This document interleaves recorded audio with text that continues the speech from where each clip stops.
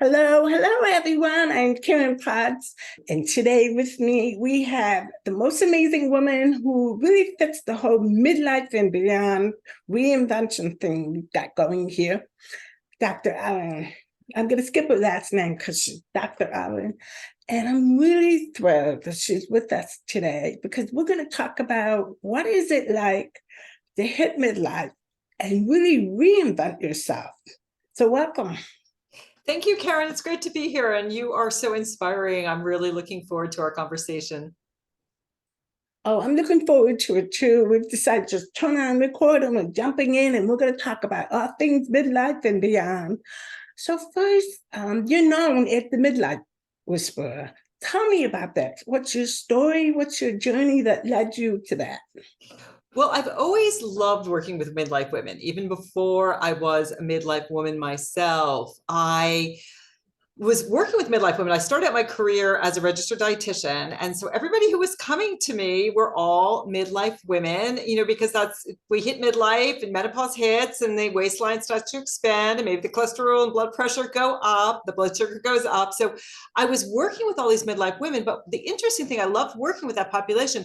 But as a dietitian, I learned what people should be eating, but I had no idea how to get them to actually change their behavior because that was just not part of the curriculum.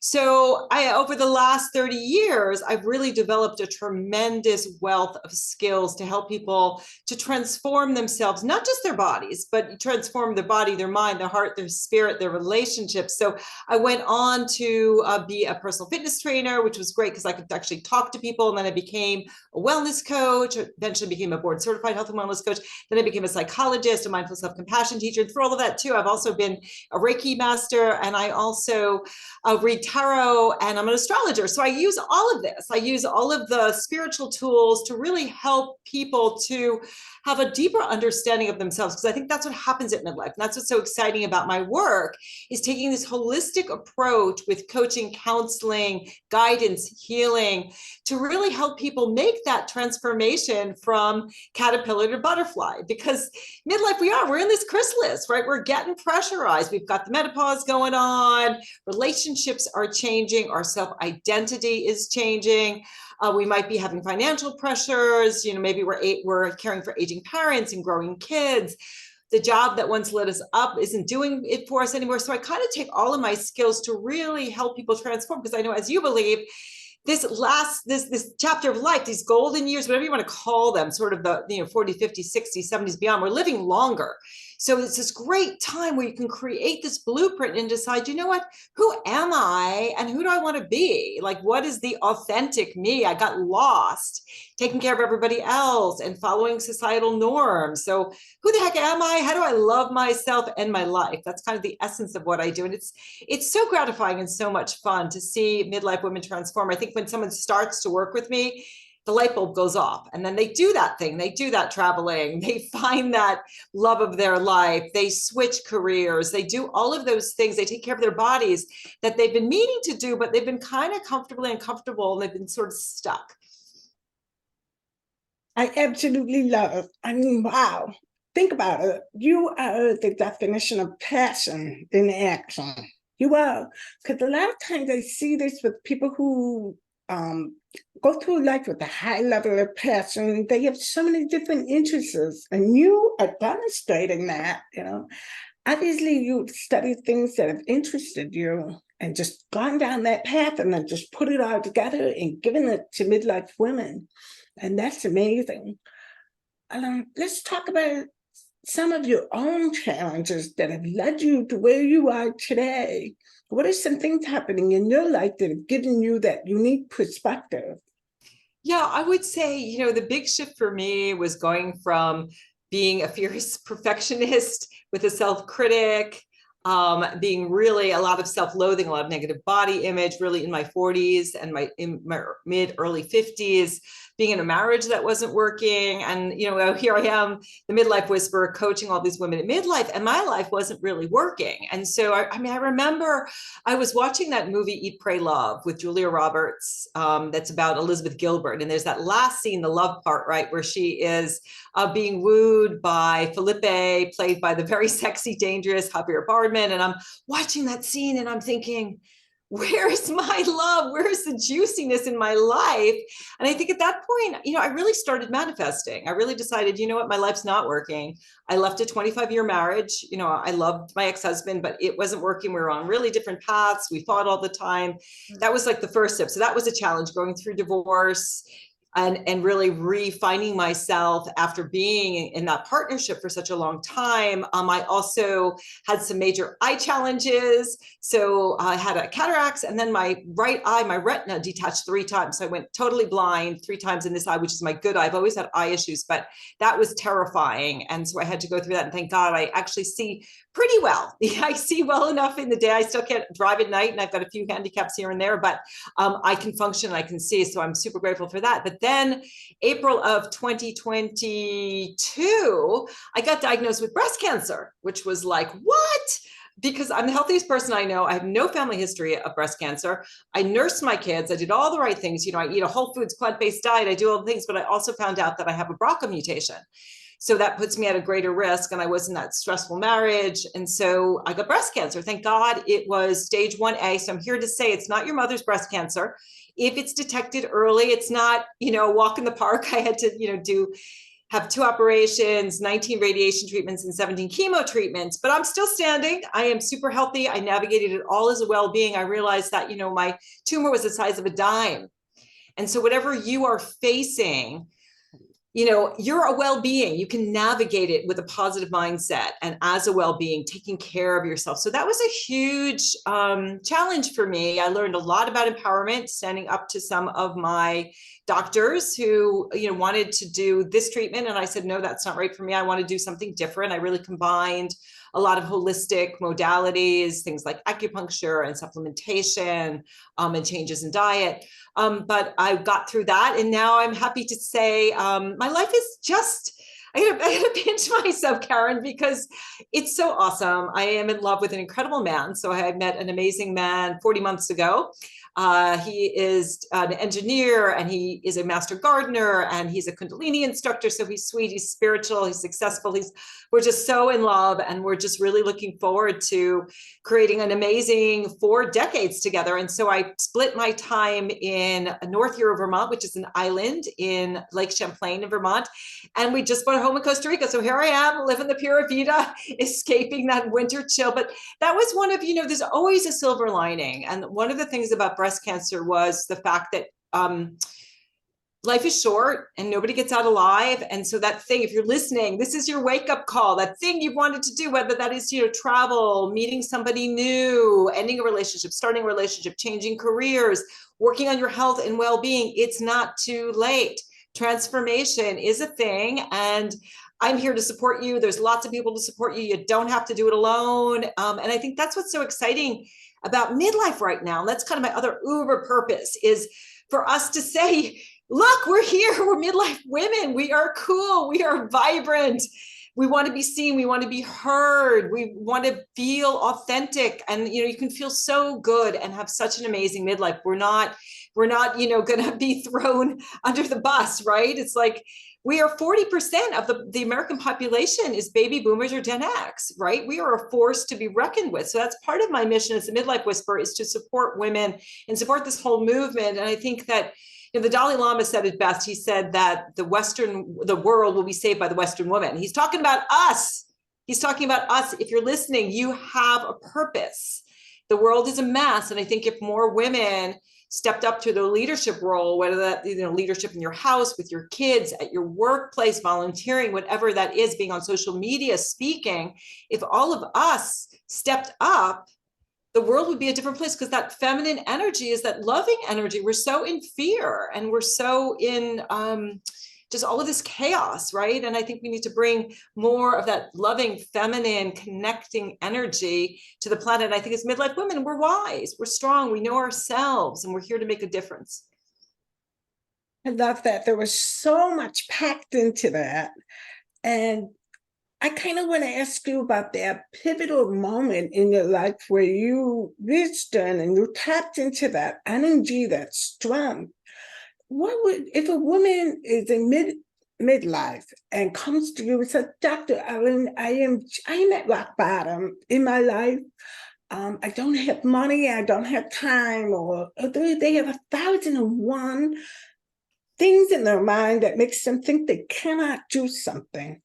What is the first step that you would take with this midlife woman? The first thing I would say is love yourself.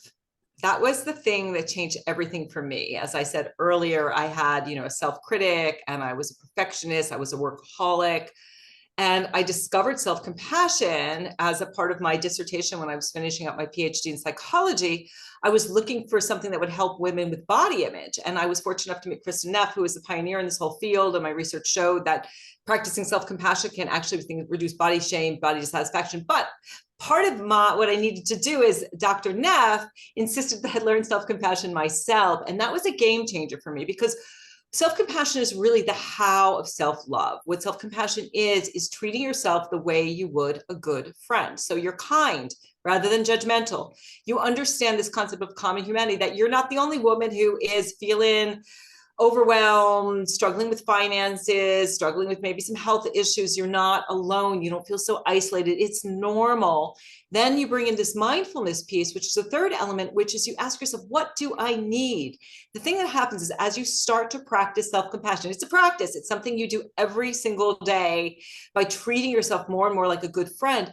You start to fall in love with yourself. You stop doing the things that insult your soul, and you start attracting what is truly in your best interest. So that person that you described, her mindset is all focused on the problems. What we focus on, we expand.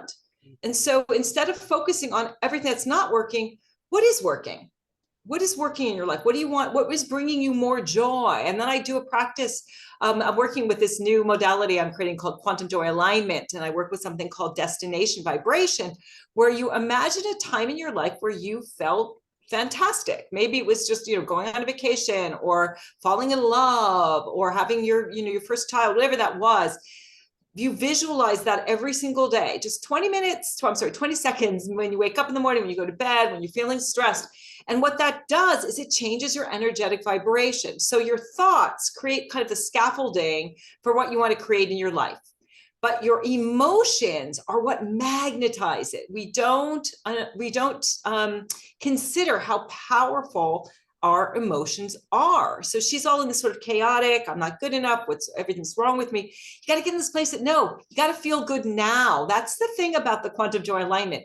It's all happening now, right? So if you want to heal your past, and you want to manifest an amazing future, you've got to take care of the right now, because that's all we have.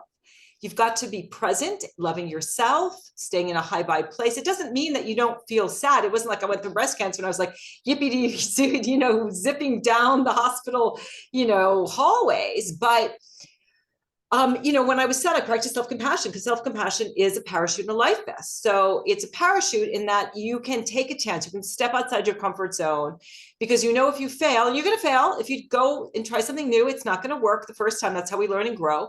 But you can pick yourself up. And it's also a parachute, so that when you are struggling, when you're feeling sad, when you're feeling frustrated, when you're feeling angry, you think, how would I talk to a friend who's feeling this way? What would I say to her? How would I treat her? And then you do that for yourself. And that's kind of like also getting in touch with your soul, because your soul is like that wise, wonderful friend that's always with you. And so you can activate your soul. What's in your highest interest, that soul energy is always with you. So that's what I would say to her. And I'd say, get some help, invest in some coaching, because a good coach can get you from A to Z way faster. They can help you figure out, where you are. And that's why I love astrology as well. And I also use a tool called the Gene Keys and Tarot. Here's where you're at. Here's your curriculum. Here are your strengths. Here's some of your stumbling blocks. Get to know who you are. Let's figure out where you want to go and get there as quickly as possible, with having as much fun and joy in the process. Wow. Yes. I'm blown away here. Sitting here and I'm like nodding to almost everything. This made me think of something that I learned in college, the empty chair technique, where you sit across from an empty chair and you pretend that you are sitting in there and you talk to yourself kindly in that chair, the way you would your best friend. And it just helps you reframe how you see yourself. So that is a beautiful, beautiful thing. So I'm all about passion, passion times 100. But when you think of that word passion, what does it mean to you? How do you define it? Yeah, well, it's doing more of what gets you to the highest vibrational level. We think about what we're passionate about. And I think that, we think about a purpose too. Part of your purpose here is to enjoy your life. And so that's part of that, is finding, what are you passionate about? What would you do all day long if money weren't an object? I am passionate about this place that I live, Costa Rica. I'm passionate about being a parent. I'm passionate about helping midlife women. I'm passionate about learning Spanish right now. Just the things that think, what lights me up? And I think at midlife, sometimes we let that light bulb go off and we lose our passion. What connects you with your spirit? And it's really a powerful time to come back. So if you're listening and you're feeling like, gosh, yeah, I'm not passionate about things. I wake up really tired. I want to wake up energized and excited to start my day. Just think about one thing that brings you joy. What brings you joy? Maybe doing things for other people. That's something that always lights people up. So volunteer, do something for somebody else, or do something that is engaging with your creative self. Paint. I see you're a gorgeous painter. Paint, write, dance, play music. We are creative beings. So, we all have passion. We are divine beings. We are always creating. So I think part of it is being intentional about your creations and doing more of those creations that you really are passionate about. I think that's something that I've really acknowledged with midlife. It I don't know, say maybe saddens me a little bit that I look and I see, gosh, I'm 60, I've lived a lot, and it's time slipping by fast, and it's going by so fast. And I want to make sure that I'm doing more of what I love. Like this morning, I got up, I took a walk, I went swimming in the Pacific. Should have I been working? I guess, but I was like, my soul was like, no, you have to go dive in the ocean. And I felt so good and so energized, and I'm, igniting my passion. So do that thing that really lights you up. That's what passion's all about. So what is something new that you think you would like to try in the upcoming 20 years? Well, looking at your art, I definitely wanted to go back to fine arts. When I was a kid, I did a lot of crafts. I have an older sister who's an artist who's incredibly talented and successful. She's an animator. She does amazing stuff. And I think that when I was growing up, I'd always be like, can you draw this for me? And so I never learned to draw. And it's a skill. It's like reading, right? And so I really want to do more fine arts. The big three things on my list are, besides, actually, I want to learn to surf. Really want to go surfing really badly. And that's easy because I'm in Costa Rica, but I'm learning Spanish. I really want to be able to speak Spanish in the next couple of years. I'm learning to play the ukulele, which I love. And I'm, working on my drawing, and I would eventually like to do more painting, more art, as I am entering this, I guess, my 6th decade. I love it. I always ask this question of people because when I said the next 20 years, it kind of just reframes everything. Because a lot of times when we hit, I think 60 and 70, we slow down. I mean, the media bombards us with that message that we should slow down. We should be more careful. We need to be cautious. You might break a bone and that kind of thing. But when we're seeing people who are 70, 80, and 90 doing these amazing things, there's a whole group of people who are 80 plus who surf every day in California. I just learned about them.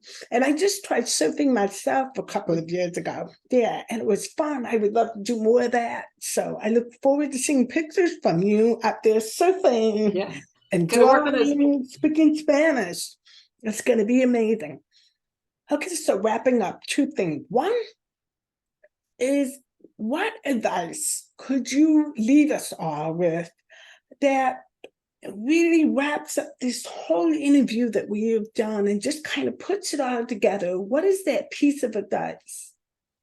oh gosh, so many words to say, but that loving yourself is huge. And I would say also something that I'm really discovering is that don't lead with your mind and your ego, lead with your heart and your soul, because we're taught that mind and ego are everything. And the mind only takes things that we already are out there. If you want to create something new that's really going to light you up, that you're going to be passionate about, if you want to create a midlife that you love, if you want to rock your midlife, you've got to start typing in here. I don't know if you see me typing in here, right? Tuning in here and tuning into your soul and asking, what does my soul want? What's my highest good? What does God want for me? What's my relationship with the creator, with the divine? So coming from that place and realizing that you already are there, because you got to flip it from I'm a human with a soul to I'm a soul having a human experience. So understanding that you are the divine expressing herself in the world, right? And making that connection. So it's not all about here. The mind, make the mind the servant, not the master. Your mind is constantly chattering. We have like 60,000 thoughts a day. Some are positive, some are negative, some are neutral. So don't listen to your mind, listen to your heart, listen to your soul, your spirit, connect with God, and also connect with other midlife women. I mean, you found me, I think, through Instagram. There's an amazing group of midlife women who are talking about, going gray, menopause, aging gratefully, all of the things. And it's not this like catty comparison, who's skinnier, who is more than this. We're all supporting each other and sharing our perspective. And it's just a beautiful place. I'm just really amazed every day that I go on Instagram, on social media, that there are so many beautiful midlife women who are all supporting each other. So get some support. It's a beautiful, beautiful wrap up. So how can people connect with you? And also, I see your book behind you. If you can grab that and show us your midlife book. Yes. Whoops. All right. So this is the book that people need to grab. Go on Amazon and grab it. Go on Dr. Ellen's website and grab it. Rock your midlife.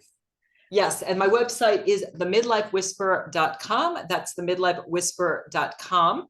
I have a podcast. I have tons of resources. I have a free gift. So you can just go on there and you can get 10 steps to rock midlife, which is a great way to get started. I sort of boil a lot of what we've talked about, my sort of 10 top tips down, and then you get a little autoresponder. It's also, feel free to get in touch with me. I'm always happy to do a clarity call. I also do tarot and astrology readings. I call them rockstar readings, where I take a look at your chart. I do a little tarot reading. We do some gene keys, which is your human design, to help you understand your blueprint. If you're really struggling, like, who am I? Knowing your astrology, knowing your sun sign, what lights you up, knowing your moon sign, how does my soul express itself? How do I keep myself physically and emotionally healthy? Knowing your ascendant, your rising sign, which is what motivates you in life. All of that can be very, very helpful. I know it is for me. I'm a Sag, so I'm definitely a teacher. I've got a Leo rising, so I know I love being on stages, but then I've got a Libra moon. So I really like staying in balance. So just knowing those 3 things about yourself is absolutely huge. And it's just a really nice thing that I do when I start working with people and get to know them, to do this blueprint, this rockstar reading, to help you to rock your midlife. Amazing. You can find all the links below. Yeah, and I encourage you to grab that free gift and connect with Dr. Ellen. If you're struggling in midlife, or you feel like, oh, there's got to be something more in midlife, Dr. Ellen, go seek her out. So thank you for spending time with me today, and I really learned a lot. I'm so thankful and grateful for the wisdom that you shared. Thank you, Karen. Yeah, thank you. Okay.